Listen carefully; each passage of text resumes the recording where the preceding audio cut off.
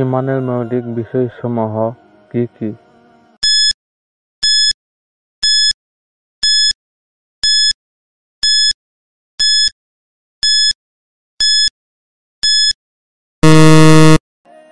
সঠিক উত্তর হলো ঈমানের মৌলিক বিষয়সমূহ হলো ১ নাম্বার আল্লাহর প্রতি বিশ্বাস, ২ নাম্বার আল্লাহর ফেরেশতাদের প্রতি বিশ্বাস, ৩ নাম্বার আল্লাহর কিতাবসমূহের প্রতি বিশ্বাস, ৪ নাম্বার আল্লাহর প্রেরিত নবী ও রাসূলগণের প্রতি বিশ্বাস, ৫ নাম্বার আখিরাত বা পরকালের প্রতি বিশ্বাস, ৬ নাম্বার তাকদীরের ভালো মন্দের প্রতি বিশ্বাস, ৭ নাম্বার মৃত্যুর পর পুনরায় জীবিত হওয়ার উপর বিশ্বাস।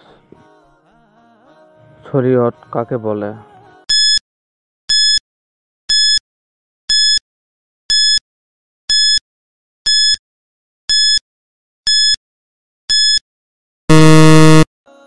সঠিক উত্তর হলো পবিত্র কোরআন এবং হাদিস শরীফ দ্বারা ইসলামের যে বিধান আমাদের উপর বিধিবদ্ধ হয়েছে তাই এক কথায় শরীয়ত নামে অভিহিত।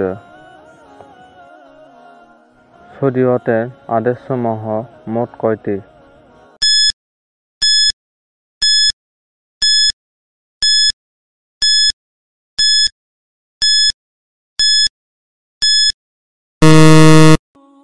সঠিক উত্তর হলো শরীয়তের আদেশসমূহ মোট ৯টি, যথা ১ নাম্বার ফরজ, ২ নাম্বার ওয়াজিব, ৩ নাম্বার সুন্নাত, ৪ নাম্বার মুস্তাহাব, ৫ নাম্বার নফল, ৬ নাম্বার হালাল, ৭ নাম্বার হারাম, ৮ নাম্বার মাকরুহ, ৯ নাম্বার মুবাহ। ওহী কি?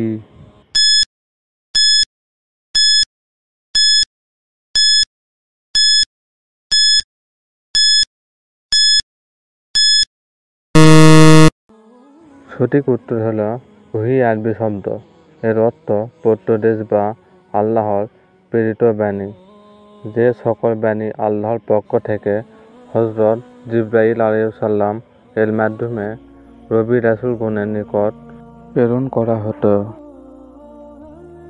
নামাজের ভিতরে ও বাহিরে মোট কতটি ফরজ রয়েছে ও তা কি কি?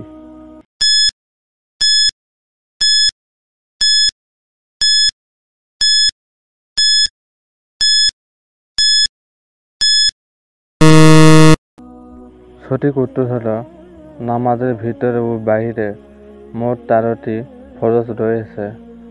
নামাজের বাহিরে ৭ ফরজ, যথা ১ নাম্বার শরীর পাক, ২ নাম্বার কাপড় পাক, ৩ নাম্বার নামাজের জায়গা পাক, ৪ নাম্বার সতর ঢাকা, ৫ নাম্বার কিবলামুখী হওয়া, ৬ নাম্বার ওয়াক্ত মতো নামাজ পড়া, ৭ নাম্বার নামাজের নিয়ত করা। নামাজের ভিতরে মোট ৬ ফরজ। ১ নাম্বার তাকবীরে তাহরিমা বলা, ২ নাম্বার খাড়া হইয়া নামাজ পড়া, ৩ নাম্বার কিরাত পড়া, ৪ নাম্বার রুকু করা, ৫ নাম্বার ২ সেজদা করা, ৬ নাম্বার আখেরি বৈঠক।